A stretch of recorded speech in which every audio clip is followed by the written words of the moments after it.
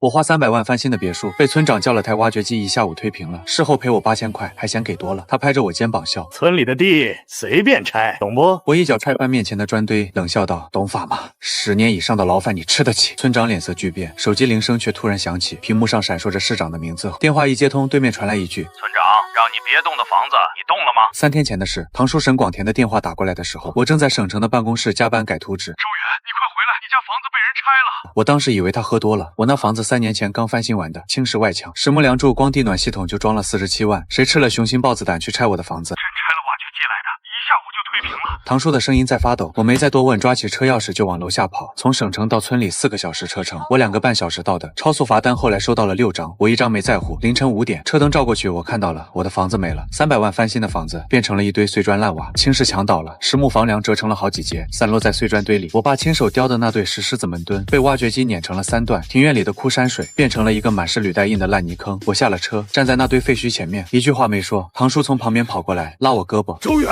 咱找他去，找贺德旺那个老东西去。”我没动，我蹲下来，从碎砖堆里拔出了一块石雕残片，缠枝连纹，我爸最拿手的花样。他刻这种花纹的时候，手腕转动的幅度精确到毫米，全县找不出第2个人能刻成这样。残片上沾着灰和泥，我用袖子擦了擦，揣进兜里，然后我掏出手机，打开录像，开始拍每一面倒塌的墙，每一根断裂的梁，每一道挖掘机的履带印，地上散落的意大利天然石材地砖碎片，被砸烂的日本进口桧木窗框。我拍了40多分钟，天亮了，太阳照在那堆碎砖上，晃得我眼睛疼。300万就这么一堆垃圾了。7点多的时候，贺德旺来了，他大摇大摆地从村路上走过来，后面跟着2个村委的人，手里拿着一张纸。我认识他，当了18年村长的贺德旺，56岁，一脸横肉，走路的时候肚子先出去半步。在这个村子里，他说的话就是圣旨，谁家门口多搭了半米的棚子，他一句话就能给你拆了。谁家低保，他说给谁就给谁，没人敢跟他顶嘴，因为他侄子在镇政府，他儿子在镇上开建材店，方圆10几里的工程建材全从他儿子那过。他把那张纸拍在我手上，村集体土地整治通知书，上面盖着村委会的红章，看到没？贺德旺指着那张纸，村委会决议，你这块地要收回去搞公共设施建设，赔偿8000块，按照村里标准来的，1分不少你的。这8000块，我花了302万4600块翻新的房子，他赔我8000。我低头看了看那张通知书，抬起头问了一句话：这个决议，村民代表大会通过了吗？有会议纪要吗？有我本人的签字同意吗？贺德旺愣了一下，就一下，然后他拍了拍我的肩膀，笑着说出了那句话：村里的地随便拆，懂不？我没再说话，我转身走回车边，打开后备箱，拿出一个黑色的文件袋。这个文件袋我一直放在车里，从来没动过，里面装着4样东西：1987年颁发的宅基地使用证、户主沈正良、我爸的名字房屋所有权证，3年前通过镇规划部门审批的合法建设许可证，还有4大本装订整齐的翻新工程合同、材料采购发票、工程验收单，302万4600块。我没有把文件袋给贺德旺看，他不配看。我把文件袋锁回车里，发动引擎开往了镇派出所。后视镜里，贺德旺还站在那堆废墟旁边，双手叉腰，一脸得意。他不知道接下来会发生什么。镇派出所在镇政府隔壁，一栋3层小白楼，门口的国徽被太阳晒得有点褪色。我到的时候刚过8点，值班的是个年轻民警，胸牌上写着韩磊同志，有什么事儿？报案。小韩拿出了笔录本。什么情况？我这私人合法房产被人蓄意毁坏，涉案金额300万。小韩的笔停在了本子上，他抬起头看了我一眼，表情像是没听明白。你说多少？300万。一个村里的房子300万？他的反应在我预料之中。在大多数人的认知里，农村的房子撑死值个20-30万，300万那是城里的商品房价格。一个穿着普通夹克、开着一辆旧本田的年轻人，跑到派出所说他有一栋300万的房子被人拆了，换我也不信。但我没解释，我直接把黑色文件袋放在了桌上，拉开拉链，证据都在这里。你看，我把材料一份一份铺在桌上。那本1987年颁发的宅基地使用证压在最下面，户主沈正良，126平米的面积写得清清楚楚，这是私人合法的根基，上面叠着房屋所有权证，还有3年前刚经镇规划部门审批通过的建设，这证明我的翻新工程是合法的，不是违建。然后是4大本合同和发票，我一本一本翻开，一页一页指给他看。施工合同和省城一家2级资质的建筑公司签的，合同总价186万，材料采购发票，日本进口的桧木房梁，单根造价2万8000块，一共用了12根意大利天然石材地砖，每平方米1200，铺了80多平方，全屋地暖系统47万，独立净水设备12万，中央空调8万6，定制的花梨木家具23万。小韩翻着翻着，手开始抖，他翻页的速度越来越慢，2万8、1200、47万、12万，每一个数字都在刷新他的认知。当他翻到最后一页的材料总汇表，看到那行加粗的黑体字，合计人民币302万4600元整，他站了起来。你等一下，我叫我们所长过来。什么案子都见过。他走进来的时候表情很平静，估计小韩已经跟他说了大概情况。但当他坐下来，拿起那份宅基地使用证看了看，又拿起建设许可证看了看，在再翻开那4大本合同发票，他的表情变了，他把眼镜摘下来擦了2遍又戴上，然后盯着我看了10秒钟，像是在重新认识一个人。小沈，你确定这些发票都是真的？每一张都可以到税务系统核验。江国栋低下头，继续翻会母房梁，2万80一根，石材地砖1200一平方，地暖47万，净水12万。他翻一页，眉头皱紧1分。翻完最后一页，他合上本子，长出了一口气，这不是普通的毁坏财物了。他的声音沉了下来，故意毁坏财物罪，数额特别巨大，3年以上7年以下，再加上非法强拆私有合法房产，涉嫌违法行政。这个案子我们镇派出所接，但必须同步上报县局。我点了点头，然后我从文件袋里又抽出一张 U 盘，这是我今天凌晨拍摄的废墟现场视频，40分钟完整保留了挖掘机作业痕迹和建筑物损毁状态。另外，我需要申请对施工队的挖掘机进行扣押取证，机器上应该还残留有我家房屋建材的碎片。江国栋抬起头看着我，眼神很复杂。小沈，你是干什么工作的？园林景观设计。你这个证据意识和法律常识不像是画图纸的，我只是提前做了功课。我没告诉他的是，从陶叔打电话给我到我开车出发，中间有10分钟。那10分钟里我打了3个电话，一个给我大学同学，他在律师事务所干了5年；一个给我之前合作过的一个建筑评估师，还有一个给保险公司，确认我的房屋保险是否涵盖人为毁损。3个电话10分钟，基本框架就搭好了，剩下的就是拿着证据走流程。江国栋拿起桌上的电话，拨了一个号码，老张，你过来一下，有个大案子，通知县局刑侦大队，让他们派人下来。放下电话，他看着我，小沈，你现在这里坐一下，等我们所里研究完出警方案，可能需要你一起去现场指认。我坐在那把硬塑料椅子上，喝着小韩给我倒的水。派出所外面的阳光很好，像是什么都没发生过一样，但我知道暴风雨要来了。出警那天是个晴天，2辆警车开进了村子，没鸣笛，一辆是派出所的，一辆是县局刑侦大队下来的，加上江国栋一共6个人。我坐在后面那辆车里，车子拐进村口的时候，我看到路边有几个老人在晒太阳，他们看到警车立刻站了起来，眼睛瞪得老大。在这个村子里，上一次来这么多警察，还是8年前隔壁组有人偷牛。我们直接开到了贺德旺家门口，他家是村里最好的房子，3层小洋楼，贴着白瓷砖，门口停着一辆黑色的丰田，院子里有个小花园，种了些月季。贺德旺正坐在院子里的藤椅上泡茶，身边放着一台老式收音机，咿咿呀呀在放戏。看到警车，他站起来了，看到江国栋从车上下来，他脸上立刻堆起了笑。江所长，什么风把您吹来了？快坐快坐，喝杯茶。他迎上去的时候，还没看到后面车里的我。贺德旺江国栋没坐，也没喝茶，他站在贺德旺面前，表情很严肃。我们接到报案，你涉嫌故意毁坏他人财物，现在需要你配合我们调查。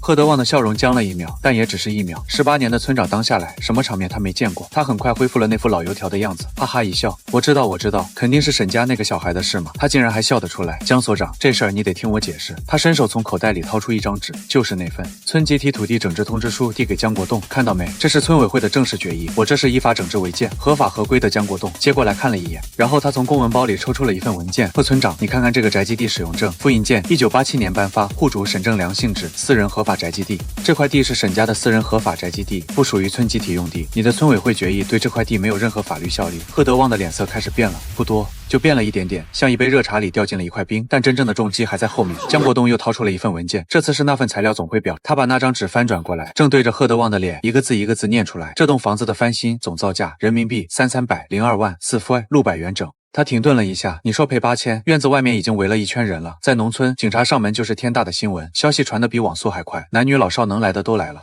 里3层外3层，贺德旺的嘴张了张，没发出声音。他老婆一个胖胖的、烫着小卷发的女人从屋里冲了出来，怎么了？这是老何，你犯什么事了？他看到满院子的警察，腿一软，差点没站住。300万，有人在人群里把这个数字传了出去。沈家那个小孩的房子值300万，不可能吧？一个村里的房子，人家花了3年翻新的，你知道用的什么材料吗？日本进口的木头，意大利的地砖，议论声越来越大。贺德旺的老婆耳朵尖。他从嘈杂的人声里精准捕捉到了300万这3个字，然后他尖叫了：300万！你说那个房子值300万？他的声音划破了整个院子上方的空气，所有人都安静了。贺德旺的腿明显在发抖，他扶着旁边的椅子，嘴唇在哆嗦，脸上的血色一点一点往下退，像一块被雨水慢慢冲刷的泥墙。江国栋接着说了下去，根据刑法第275条，故意毁坏公司财物，数额特别巨大，处3年以上7年以下有期徒刑。再加上你无视上级部门的明确警告，擅自对受保护的建筑物实施强拆。贺德旺，你这个案子的性质非常严重，无视上级部门的明确警告，受保护的建筑物这2个信息是新的。围观的人群里立刻炸了锅，什么警告？谁警告他了？那房子受保护什么保护？但江国栋没有给更多解释，那些信息现在还属于侦查机密。我从后面的警车里下来了，人群看到我自动让开了一条路，所有人的目光都落在我身上，有同情的，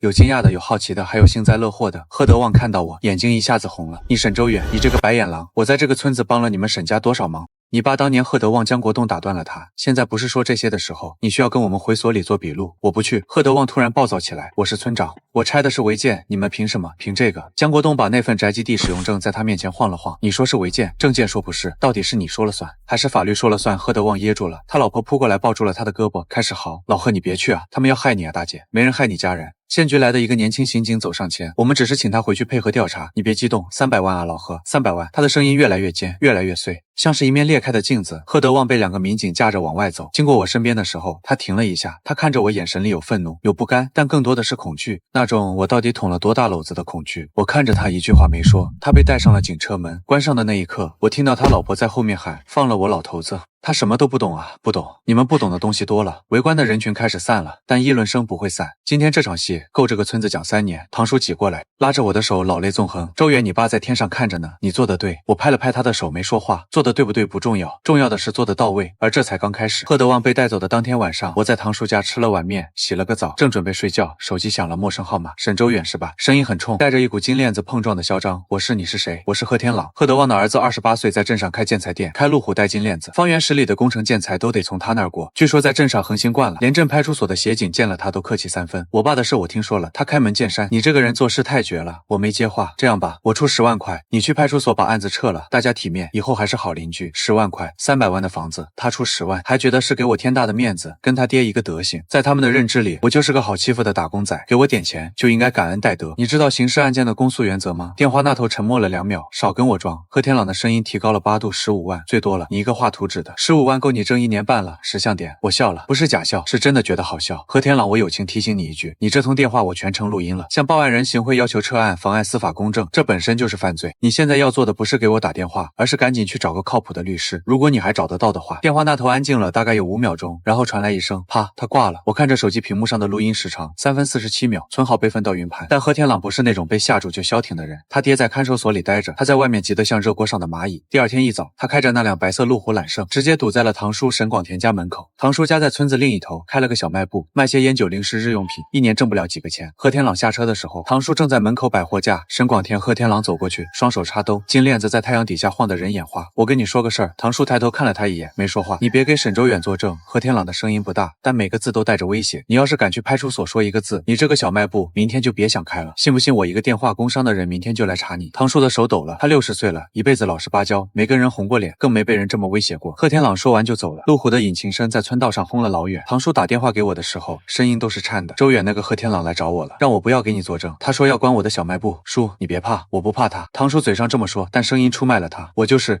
没见过这种阵仗。叔，你就当什么都没发生过，该怎么开店就怎么开店。他要是再来找你，你就拿手机拍下来，其他的交给我。我挂了电话，给江国栋打了一个。江所长贺德旺的儿子贺天朗昨晚给我打电话行贿要求撤案，今天上午又去我堂叔家威胁证人。录音和我堂叔的证词我一起交给你。电话那头沉默了2秒，小沈录音你带过来。江国栋的声音沉了下去，像是在压着火。我开车去了派出所，把手机录音放给江国栋听。贺天朗那嚣张的声音在安静的办公室里格外刺耳。15万最多了，识相点，你一个画图纸的。江国栋听完脸色铁青，旁边的小韩也听得咬牙切齿。好一个贺天朗。江国栋把录音拷贝了一份存档，行贿报案人威胁证人，妨碍司法公正，3条罪，一条比一条严重。他拿起电话拨了县局的号码，老王贺德旺的案子有新情况，他儿子贺天朗涉嫌妨碍司法公正和威胁证人，证据确凿。对，录音我这儿都有。行，你们下来人吧。当天下午2点多，2个便衣民警走进了镇上贺天朗的建材店。贺天朗当时正在里间打电话，好像是在找什么关系。他看到2个陌生人走进来，还以为是来买建材的。你们要什么？贺天朗，是我们是县公安局刑侦大队的，这是传唤证，请你跟我们走一趟。贺天朗的脸一瞬间就白了，凭什么？我又没犯法。你昨晚打给沈周远的电话，还有今天上午去沈广田家说的那些话，需要跟你核实一下。贺天朗再也说不出话了。他被带出建材店的时候，路虎的车钥匙都没来得及拔。店员目瞪口呆地看着老板被2个人夹着走了。消息当天就传遍了整个镇子，贺家父子一个被抓了1天，另一个第2天就跟上了。村里的议论变了调。之前还有人说我不近人情，做事太绝，现在没人这么说了。贺天朗活该，平时在镇上嚣张成什么样子了？他爹拆人家300万的房子，他还跑去威胁人家，这一家人脑子是不是有毛病？可不是嘛，沈家那个小孩不是好惹的，人家那叫有准备。晚上我躺在堂叔家的床上，看着天花板发呆，手机屏幕亮了，是律师朋友发来的消息，周远刑事部分有了新进展，纪检监察那边也介入了。贺德旺的问题可能不只是强拆这一件事。我看了看消息没回，翻了了个身，闭上眼。明天还有更多的事要做。贺德旺被关进去的第4天，事情发生了一个连我都没完全预料到的转折。江国栋给我打了电话，小沈，你来一趟所里，有些情况需要跟你当面说。他的语气跟之前不一样了，之前是公事公办，这次带着一种说不清楚的郑重。我到了派出所，江国栋把办公室的门关上了。小沈，你知道你爸翻新的那个老宅里有些石雕构件吗？知道，那是我爸亲手刻的。你知道你家那块地半年前被列进了一个省级调研名单吗？我愣住了，什么调研名单？江国栋从抽屉里拿出一份文件，是从县里转过来的，上面有省住建厅的公章。省古建筑保护协会有个项目叫全省传统民居调研，负责人是一个叫钟一鸣的，以前是市住建局的副局长，退休以后专门搞古建筑保护。半年前他在做调研的时候路过你们村子，发现了你家老宅上的石雕构件，觉得艺术价值很高，他把你家老宅列进了省级传统民居保护调研的备选名单。我盯着那份文件，一个字一个字的看。这个消息从省里传到市里，从市里传到县里，从县里传到镇里。镇长还专门给贺德旺打了电话，那个沈家的房子省里在关注，你别动他。镇长给贺德旺打了电话，让他别动，他还是动了。你是说贺德旺在明知道我家房子受到省级关注的情况下，还是强行拆掉了？江国栋点了点头。不只是这样，我们查了贺德旺的通话记录，镇长的电话是3个月前打的。贺德旺接完电话以后，隔了不到1个星期，就联系了胖墩周国柱的工程队，约好了强拆的时间。3个月前就开始计划了，接到警告不但没有收手，反而加快了动作。他为什么这么急？江国栋看了我一眼，你家那块地背靠竹林前望水库，是整个村子位置最好的一块地。我们查到贺德旺跟镇上一个搞民宿开发的老板有过接触，对方姓孙，叫孙乃全的连襟。据我们掌握的证据，贺德旺答应把你家那块地腾出来，给他们搞民宿开发，作为交换他能拿到60万的中介费。60万，他为了60万的回扣拆了我300万的房子。现在事情的性质变了，江国栋的表情严肃起来，之前是故意毁坏财物，现在又加了3条，无视上级机关的明确指令，涉嫌以权谋私，涉嫌与第三方进行利益输送，这已经不是我们派出所能管的了。县纪委已经介入了，县纪委在基层，纪委介入意味着什么？在座的人都清楚。还有一件事，江国栋接着说，省里那个钟一鸣钟会长，听说他调研的标的物被人强拆了，非常生气，他已经通过省住建厅的渠道向县里施压，要求严肃处理。这个案子现在是省里在盯着的。我靠在椅子背上消化着这些信息，原来第一章那个市长的电话来源在这里，省级调研名单，省住建厅通知市里，市里通知县里，县里通知镇长，镇长警告贺德旺，整条信息链完整无缺，每一个节点都有据可查。而贺德旺在这条链条的最末端选择了无视，他以为天高皇帝远，他以为在他的村子里他就是天，现在天塌了。小沈，你的案子接下来会由县纪委和公安局联合办理，双轨并行，刑事部分由县局刑侦大队负责，纪律审查部分由纪委负责，我们所里继续配合。我站起来跟江国栋握了握手，谢谢江所长。别谢我。江国栋苦笑了一下，你小子的证据链比我们办过的很多案子都完整，说实话我们也省了很多事。走出派出所，阳光很刺眼，唐叔在外面等我。怎么样叔，贺德旺完了？我没有把具体细节告诉他，但我知道贺德旺现在面临的不再只是一桩刑事案件，他面对的是整个系统的追查，省级关注，县纪委介入，60万利益输送的证据链。据说消息传到看守所的时候，贺德旺第一次哭了，不是后悔，是恐惧。当了18年土皇帝，头一次发现皇位下面是深渊。贺德旺老婆开始卖惨了，每天早上7点，他准时出现在村口的大槐树底下，搬一个小板凳坐着，逢人就哭。我们老贺冤枉啊，他是为了村里好才整治那块地的。沈家那个小孩心黑手辣，要把我们一家往死里逼啊！他的眼泪跟自来水似的，说开就开。村里有些不明真相的老太太看了，就在旁边跟着叹气。是啊，年轻人做事不要太绝嘛。都是邻居，低头不见抬头见老贺。这人虽然霸道了点，但也是帮村里做过好事的。修路那年他出了不少力，和事佬们开始出动了。第3天，我堂叔家来了3拨人，都是村里的长辈，说是来调解的。先是村里辈分最高的沈家老太爷，拄着拐杖走进来，坐下就说：“周远啊，你年轻不懂，冤家宜解不宜结。”老太爷还没劝完，贺德旺那边的亲家就从隔壁镇杀到了，进门就哭。贺家这些年帮了你们沈家多少忙？你爸当年在世的时候正乱着，门口又进来一个人，我妈娘家的一个远方表叔，他们竟然不知道从哪找到了他。我妈去世10几年了，这位表叔我见都没见过几次，他一进门就摆出长辈的架子。周远，你妈要是还在，肯定不希望你这么做，拿我死去的妈来压我。堂叔被这几拨人吵得头疼欲裂，偷偷发消息给我：“周远，我扛不住了，你快想想办法。”我想了想，花了1个晚上做了一件事，我请律师朋友帮忙，将所有能公开的信息浓缩进了4页 A 纸里。这哪里是简报，这分明是给贺家父量身定制的判决书预演。起手直接甩出宅基地使用证和建设许可证的各项合批明细，干脆利落地钉死了一个事实，这是私人合法翻新，跟违建沾不上半点边。紧随其后的是高达302万4600元的工程总造价，怕有人不信，每一类建材的发票编号索引都列得清清楚楚，随时欢迎任何人去税务局核实质询。至于贺家父子底下干的那些烂事，更是被扒了个底朝天。既有3个月前镇长特意打电话警告他不要动那栋房子的关键时间线，也有强拆当天贺德旺花8000跑腿，废雇施工队干脏活，却硬生生不给沈家留1分钱的恶劣做派，连带着贺天朗妨碍司法公正的行为记录，全被一五一十的抖落在纸上。上，我打印了20份。第二天早上，趁贺德旺老婆还没出门，我把这20份简报整整齐齐的贴在了村委会公告栏上，然后我就回堂叔家吃早饭了。效果比我预想的还好。公告栏就在村口大槐树旁边，那是全村人每天必经的地方。贺德旺老婆8点出门，准备开始哭的时候，发现公告栏前围了一大圈人，302万，我的天，这都是有发票的。镇长3个月前就打电话让他别动，他还是拆了，只赔了8000块，连8000都没赔到沈家手里，给了施工队，这不是明抢吗？人群里的议论声越来越大。贺德旺老婆挤过去想撕那些纸，被旁边的人拦住了。你撕什么？上面写的是事实还是假的？有本事你一条一条反驳啊！他反驳不了，因为每一条后面都附着证据编号，想查的人自己去查。从那天起来，堂叔家说情的人一个都没有了。之前还劝我大度点的那些老太太，现在看到我都绕着走，不是怕我，是不好意思。他们发现自己之前被贺家的哭戏骗了，来找贺德旺老婆抹眼泪的亲戚也不来了。事实摆在那里，白纸黑字，谁帮他说话谁丢人。贺德旺老婆在公告栏前站了半个小时，一直在哆嗦，最后他没哭也没闹，一个人默默地回了家。从那天起，他再也没在村口出现过。堂叔看到公告栏前的人群，笑得像个孩子。周远，你这招比炒100家都管用。我没说什么，我只是做了一件事，把事实公开，在真相面前，任何卖惨都是笑话。贺德旺被正式批捕的第2周，一个我没见过的老人出现在了村里。他穿着一件灰色的薄夹克，戴着一副老花镜，头发花白，但精神很好。身后跟着2个年轻人，一个扛着相机，一个拿着文件夹。他们直接去了我家的废墟。堂叔给我打电话的时候，声音很紧张。周远，有几个人在你家那块地上转悠，不知道是什么来头。我从镇上赶回去的时候，那个老人正蹲在碎砖堆里，不是随便蹲的，他蹲在废墟东南角的位置。那个位置原来是我家大门的门廊，门廊两侧，我爸镶嵌了2块石雕板，上面刻着他最拿手的缠枝莲纹。老人手里拿着一个放大镜，对着一块半埋在泥土里的石雕残片看了很久。我走过去，你好，请问你是？他没立刻回答，他把放大镜收起来，用手小心地把石雕残片上的灰土擦干净。那块残片大概有巴掌大小，上面的莲纹依然清晰可见。然后他站起来，转身看着我，你是沈周远？是我叫钟一鸣，省古建筑保护协会的。钟一鸣就是江国栋提到过的那个人，省住建局原副局长，退休后专门搞古建筑保护，半年前把我家老宅列进了省级调研名单的那个人。钟老师您好。他没跟我客套，他低头又看了看手里那块残片，叹了口气，太可惜了。他说着蹲回了碎砖堆里，不是随便翻，他翻得很仔细，几乎是一块砖一块砖地检查。跟在他身后的2个年轻人也加入了，他们翻了整整1个下午。太阳快落山的时候，钟一鸣从废墟里扒出了7块石雕残片，大小不一，最大的有枕头那么大，最小的只有半个巴掌，但每一块上面的雕刻纹样都清晰可辨，缠枝莲、卷草纹、回字纹，还有2块上面刻着完整的狮子头局部。他把7块残片一字排开，蹲在前面，用放大镜一块一块的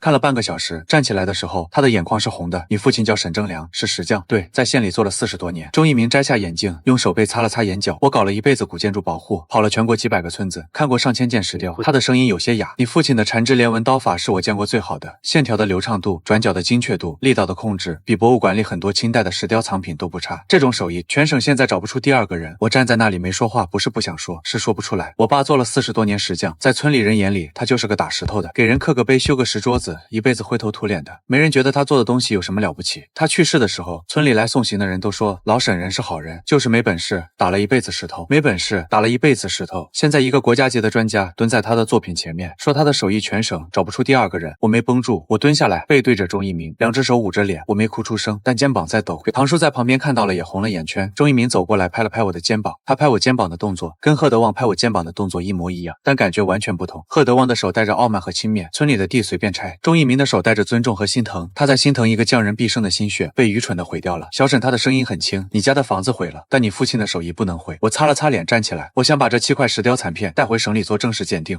如果鉴定结果和我判断的一致，你父亲的石雕技艺完全有资格申报省级非物质文化遗产传承项目。省级非遗，我爸要是还活着，听到这几个字，估计会先愣半天，然后摆摆手说别扯了，我就是个打石头的。另外，钟一鸣看着我换了个话题，小沈，我听说你自己是做园林景观设计的，对，你对传统建筑的结构和工艺了解多少？从小看我爸做，多少懂一些。他点了点头，像是在心里盘算着什么。过2天我回省城，有些事想跟你聊聊，你方便的话来一趟。我点了点头，不知道他要跟我聊什么，但我有一种直觉，从这一刻开始，我的人生要拐到另一条路上去了。钟一鸣给我介绍了一个人，方锦书，省文旅集团的总裁，45岁，短发，说话干脆利落，笑起来很有感染力，但眼神里永远带着一股精明劲。在文旅行业干了20年，手里捏着10几个传统村落改造项目。钟一鸣说他的团队正好缺一个真正懂传统建筑结构和空间美学的人。见面约在了方锦书公司正在做的一个项目现场，隔壁县的一个古村落正在搞保护性改造。我开了2个小时的车到了，方锦书在一栋正在修缮的老祠堂前等我，旁边站着他的团队。队，4、5个人，有设计师，有工程师，其中一个穿着冲锋衣、戴着鸭舌帽的中年男人是他的设计总监姓韦。方锦书跟我握手的时候很热情，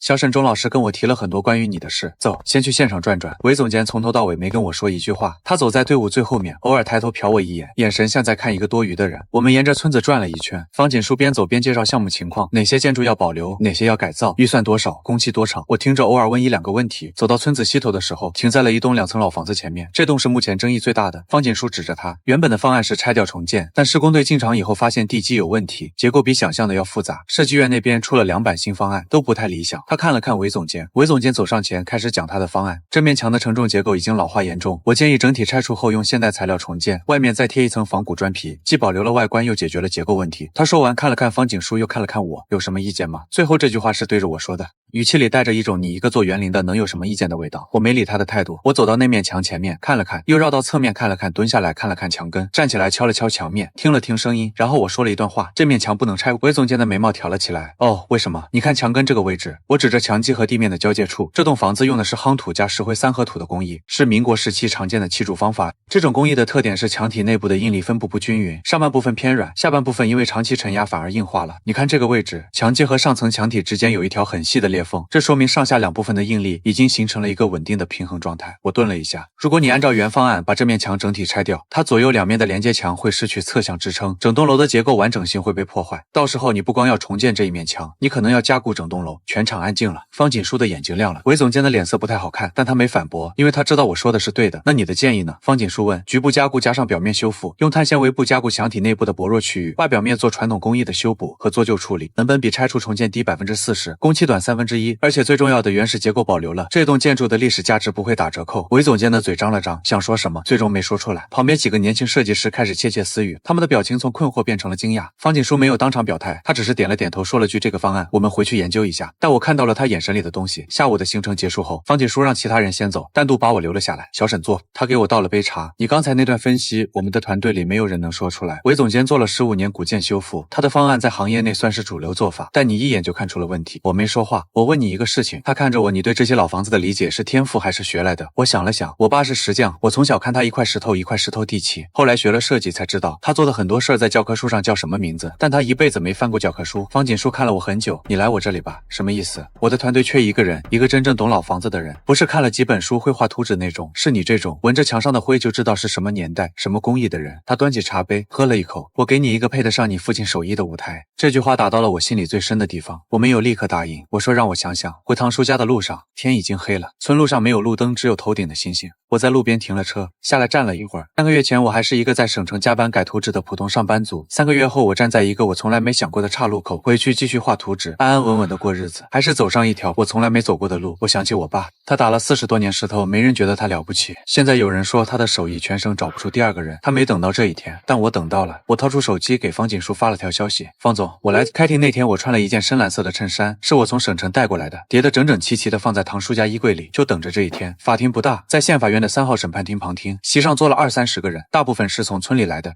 贺德旺老婆和贺天朗的老婆都在，贺天朗的案子另行审理，今天只审贺德旺。当贺德旺从侧门被带出来的时候，我差点没认出他。不到2个月，他整个人像是缩了一圈，头发白了大半，脸颊凹了下去，眼睛里的光都是散的，穿着看守所的马甲，手腕上戴着手铐，被2个法警一左一右架着走出来。18年的村长威风全没了。公诉人开始宣读起诉书，被告人贺德旺男56岁，原任某村村长，被告人于某年某月某日，在明知受害人沈周远所有的房屋系私人合法宅基地上的合法建筑，且已接到上级主管部门不得擅自处置的明确通知的情况下，仍以村委会名义伪造整治通知，雇佣施工队对受害人价值302万4600元的房屋实施强制拆除。旁听席上开始有人倒吸凉气了。公诉人继续，经查明被告人伪造的村集体土地整治通知书，未经村民代表大会表决，系被告人私自制作并加盖村委会公章。被告人在实施强拆前3个月，已通过镇政府渠道接到省级主管部门的通知，要求不得对涉案建筑物进行任何拆除或改动。被告人对该通知置若罔闻。经进一步查明，被告人实施强拆的目的系与第三方进行利益交换。被告人与某开发商达成口头协议，将涉案土地腾出用于民宿开发。被告人从中获取60万元中介费，该款项尚未实际到手，但协议已经达成。60万这个数字在法庭里炸了一下，旁听席上的村民面面相觑。为了60万拆人家300万的宅子，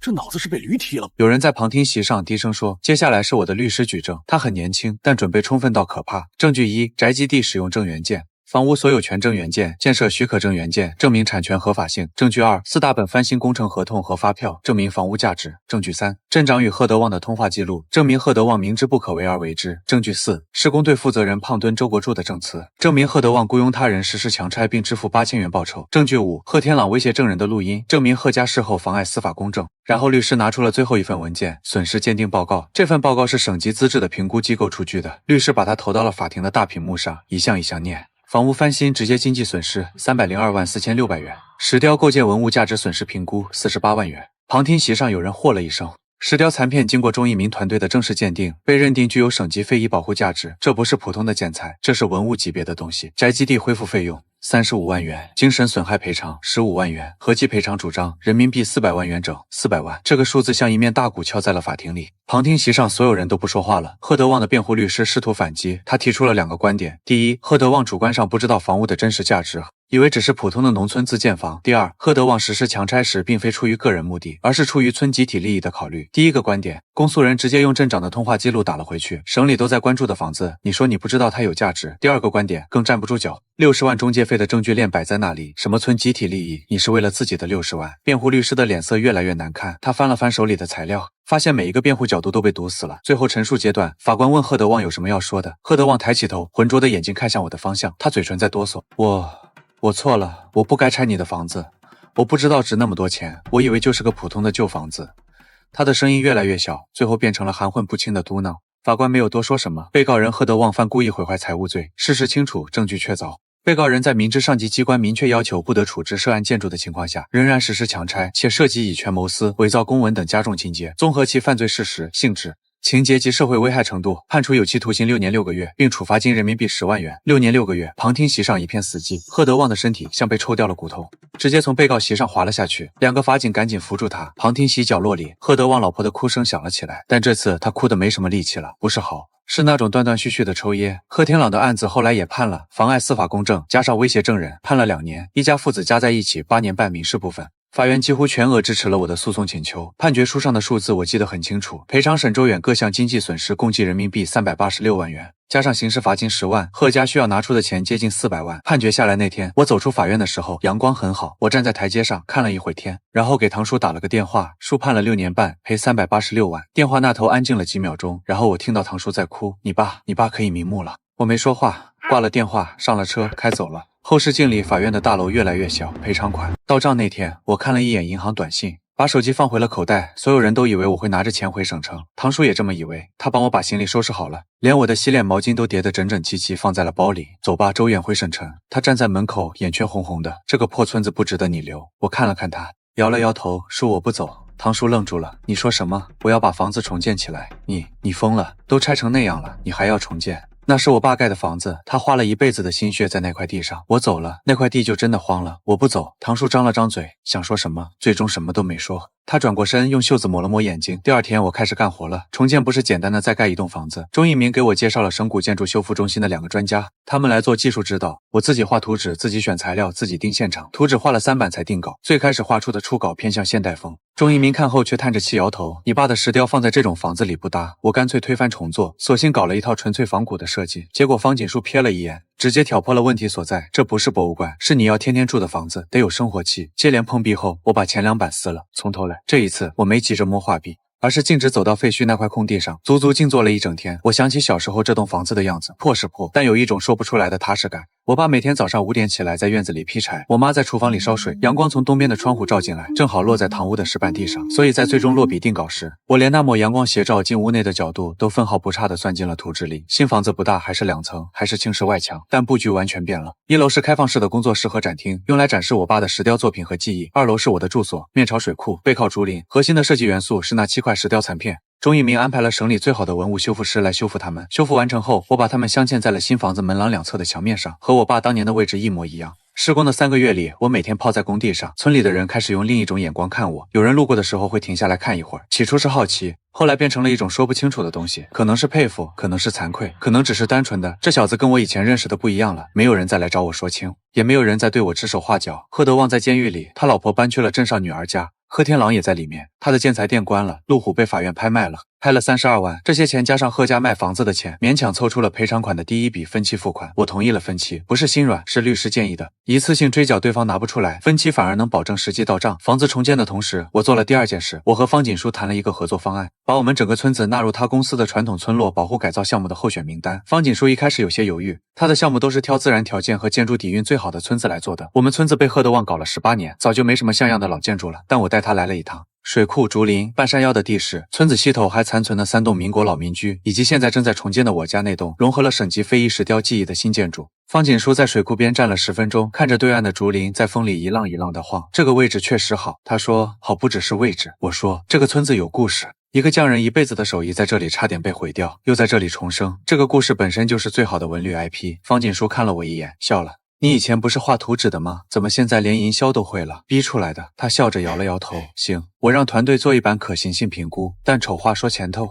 能不能立项要看数据。2周后评估报告出来了，结论是可行。方锦书打电话给我的时候，我正蹲在工地上看泥瓦匠砌墙。小沈，项目可以推，但有个条件。什么条件？你得做这个项目的现场负责人。我的团队里没有人比你更了解这个村子。我站起来拍了拍裤子上的灰，可以。从打工人到项目负责人，从被欺负的外乡人到决定村庄命运的人，300万的废墟上长出了新东西。项目推进到第3个月的时候，我装上了一堵墙，不是技术上的墙，是人的墙。镇里分管土地和规划的副镇长叫孙乃全，40出头，长得白白净净的，说话慢吞吞的，看起来人畜无害。项目前期需要镇里出具几份审批文件，土地用途变更备案、村庄规划调整、建设用地预审，这些都是流程性的东西，材料齐全就能批。但我的材料交上去以后，石沉大海了，连续3周连个水花都没冒。去催问，不是说孙镇长还没看，就是用出差了打发我，就这样硬生生晾了我快1个月。这位孙镇长才舍得露面了，他在办公室里接待了我，态度很客气，倒了茶，聊了半个小时的天，最后说了一句话：小沈啊，你这个项目呢好是好，但有些手续还需要进一步核实，你别急，慢慢来，慢慢来。我听到这3个字心里就明白了。我回去以后做了2件事，先是摸底，不用查得太深。方锦书的团队在行业里关系广，一个电话打出去，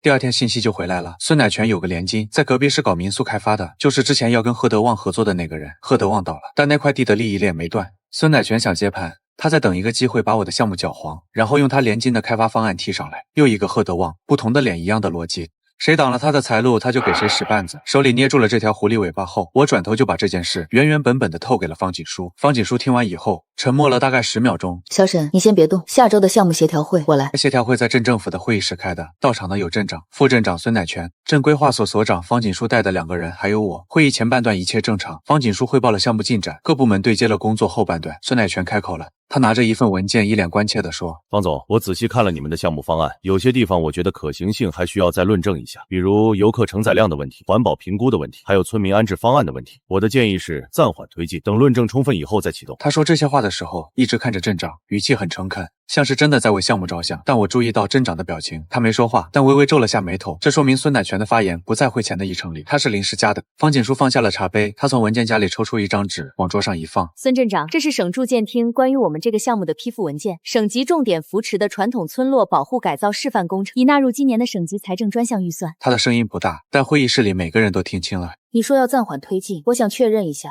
这是代表镇政府的意见，还是你个人的意见？孙乃全的笑容僵在了脸上。如果是镇政府的意见，请你出具书面说明，并加在镇政府公章，我好向省住建厅汇报。省厅那边对这个项目的推进速度是有考核指标的，任何延误都需要有明确的责任方。会议室里安静的能听到空调的嗡嗡声。镇长看了一眼孙乃全，孙乃全的额头上开始冒汗了。